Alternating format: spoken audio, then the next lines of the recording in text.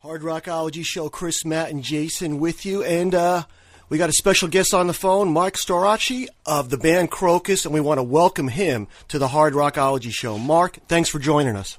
My pleasure. Hi, everybody out there. It's been nice. How can I say? I have loads of nice memories about the USA, and I'm glad to be talking to you again.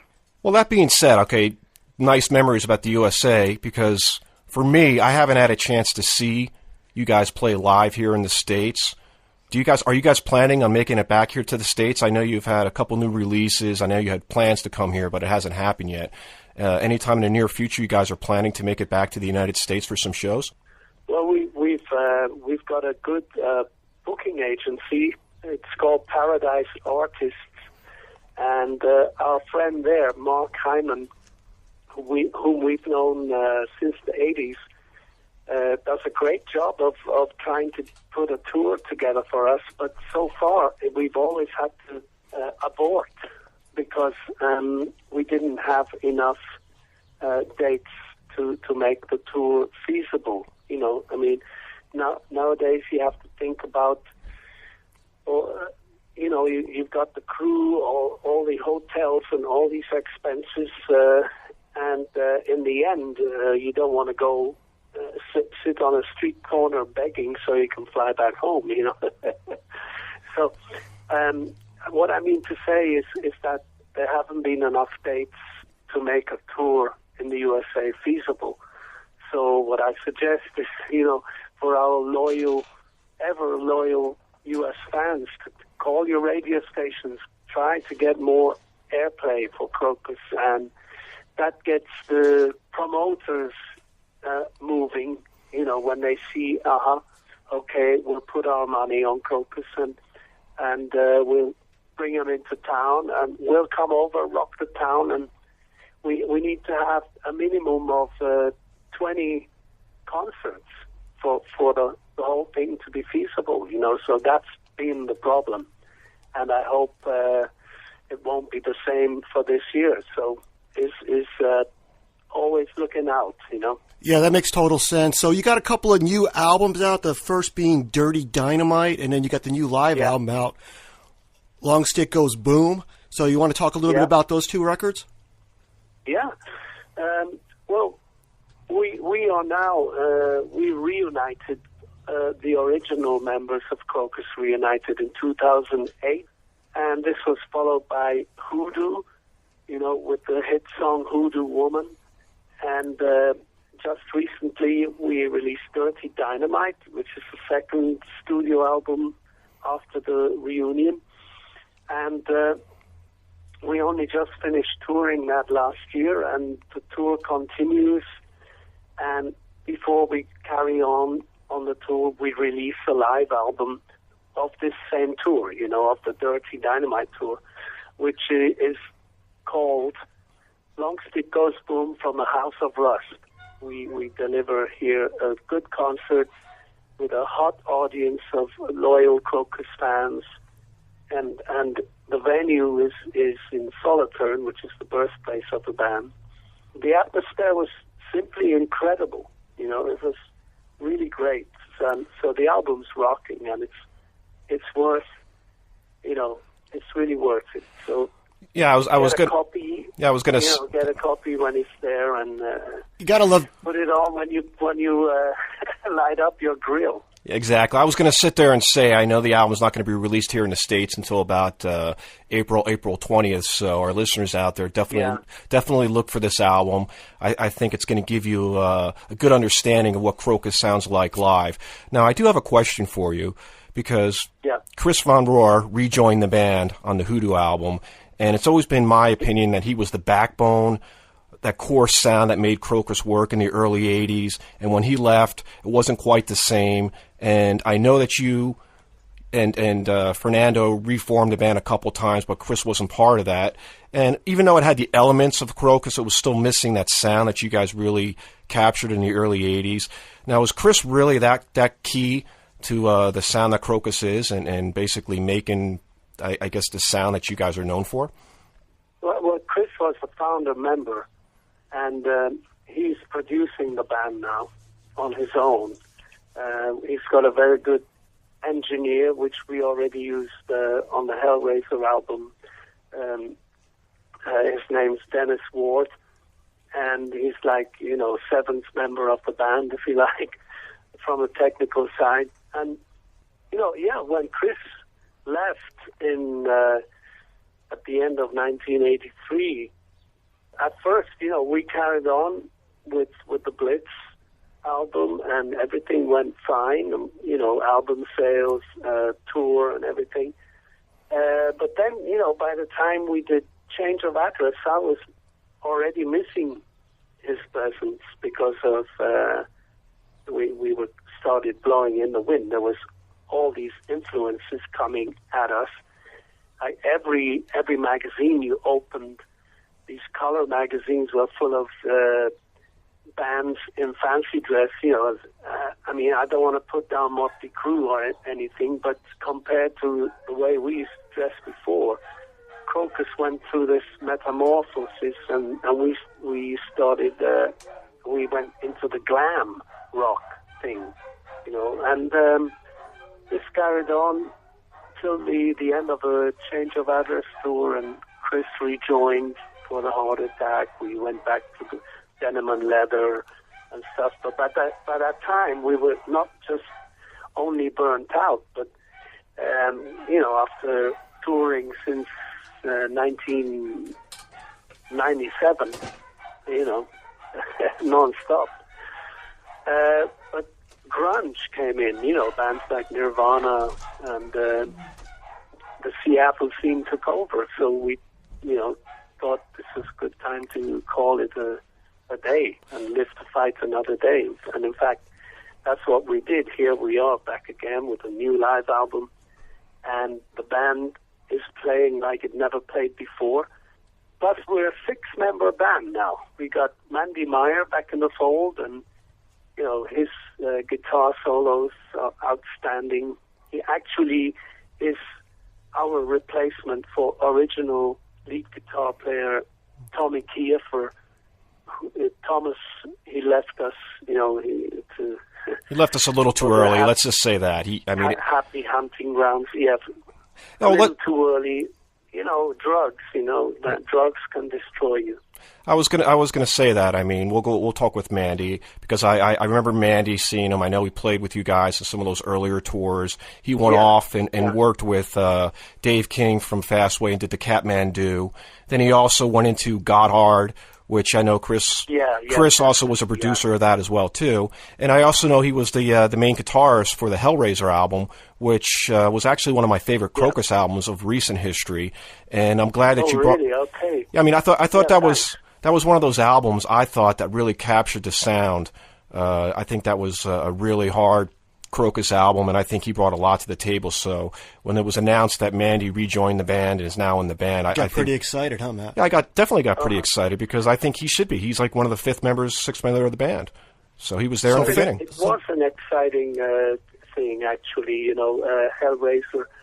That Hellraiser time really bonded Mandy and I, and we wrote a few songs together, and it was kind of looking back, not just to the how can I say, bluesy side of Krokus, but also to the Headhunter days where we had metal, So, I think the two most metal-sounding, metal-influenced records of Krokus are Headhunter and Hellraiser. And in fact, the band really loved playing the title song Hellraiser, and that's why it's on the live album too. Well, I was going to say, off of that album, you got some great tracks. You got Angel of My Dreams, which is a really good song. And my brother and I would say this: Turning Inside Out off that album is probably one of those songs, one of the best songs. You just put it in, play it loud. I feel like I'm cruising in a car, taking care of business and stuff. It's the ultimate cruising song. It's the ultimate cruising song, and I think a lot of the fans out there, if you guys were to put that song into your set list as well, it's just one of those songs that's just a good type of party vibe song. So, like I said, Hellraiser was a great album, and I'm also going to throw in Heart Attack too, because I know that's the first album that Chris came back, after he left. And unfortunately, that was Crivelli, that was one of my favorite albums as well too, where you kind of went back to the hard rock, heavy metal type of sound as well. Attack. Yeah. That's a great album too, Heart Attack. But as I said, it was time to have a break, and that's what the whole scene told us.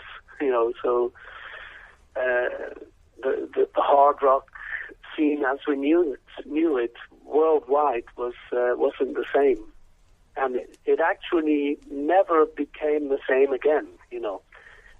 Since then there's an influx of so many brands of heavy metal, doom metal, death metal, speed metal, you mentioned it, metal, and so in this avalanche of new styles that come into the rock scene, we stuck to our guns and returned to our roots, and we're still playing classical hard rock, blues influenced with a bit of boogie and a bit of metal in there. So I mean, it's our age. We're like remnants of the days of old when knights were bold.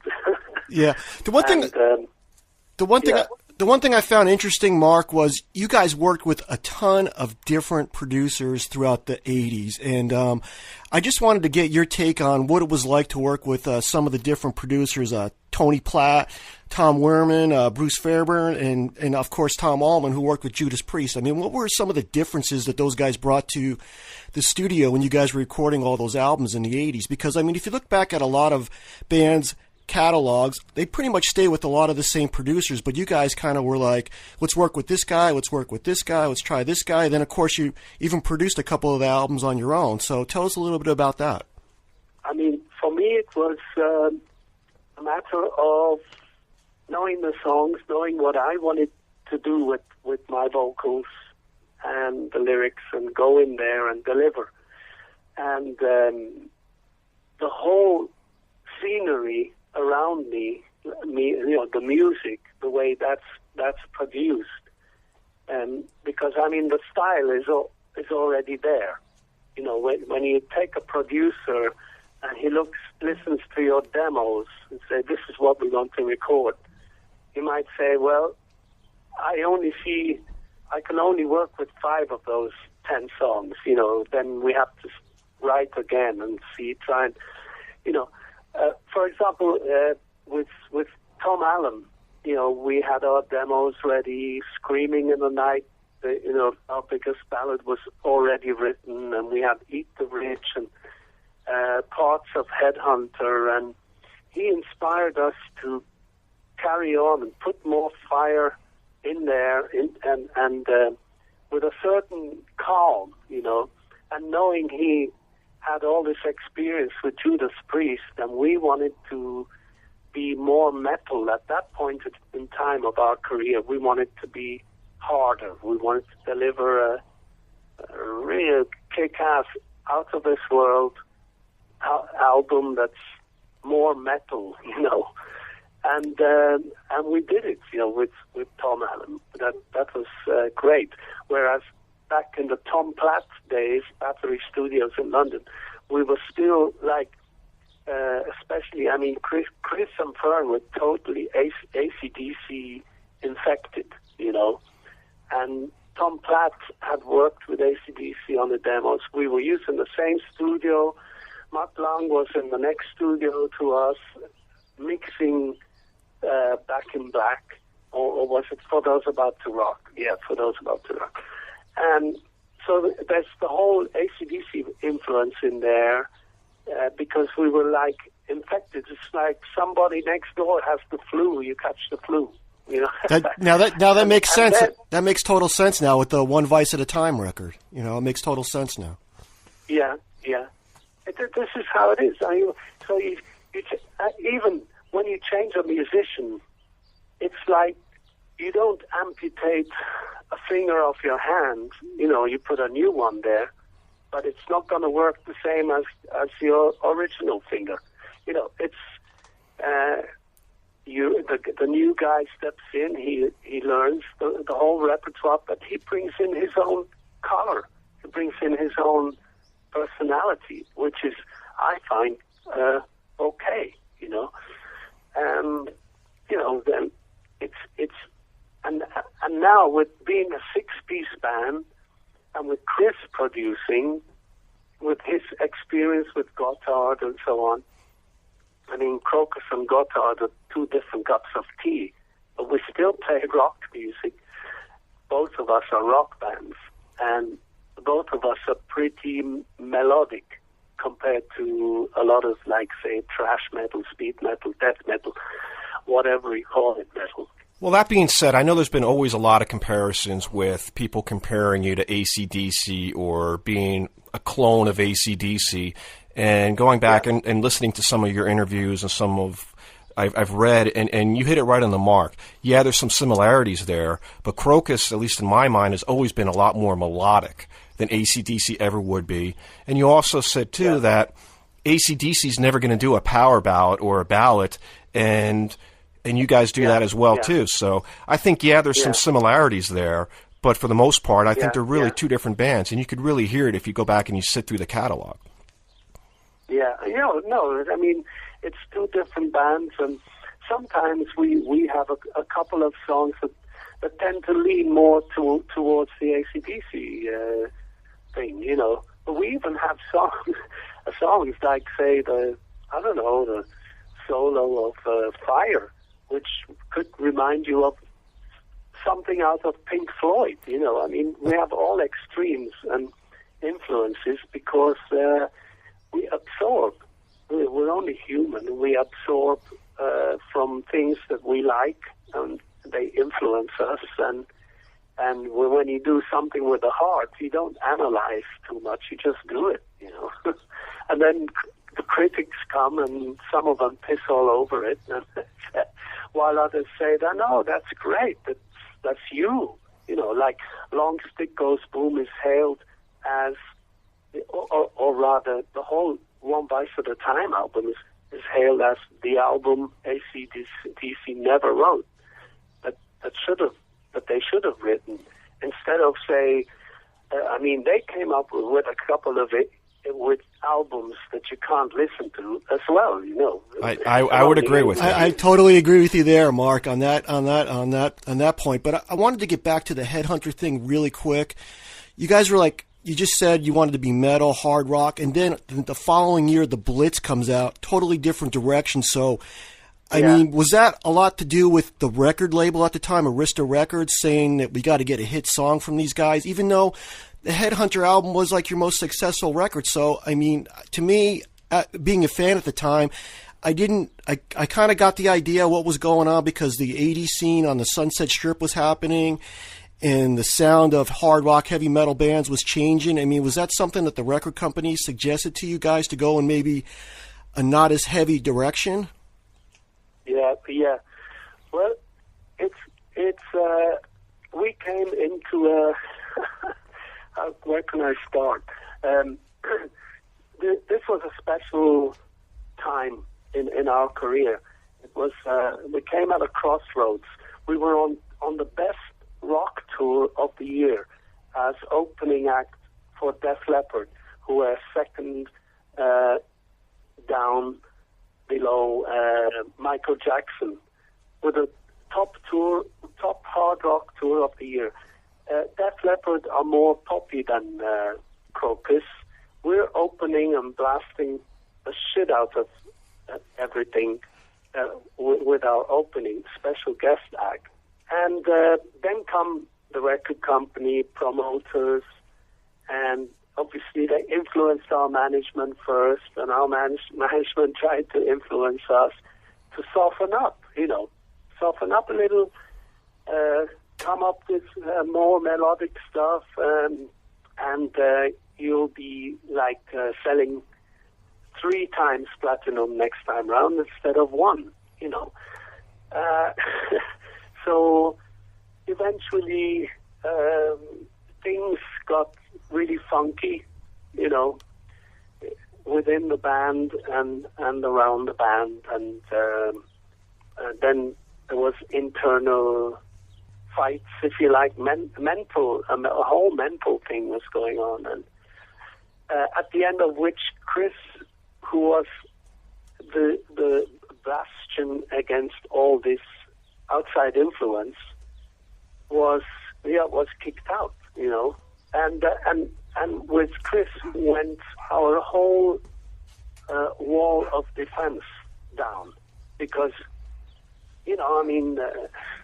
there were things that I hate bringing up nowadays, like the bodyguards surrounding our management, and we were kind of, Fernando and I came into slowly, we were playing an unfair game of chess, It was very hard. We were showing signs of tiredness, being on the road since 1979 non-stop, doing songwriting, pre-production, production, tours, etc., and then having just 1 month off in between. So we were like more going, we were not into fighting, resisting, we just went with the flow. And that was our biggest mistake, and we own up to that. And we should never have kicked Chris out,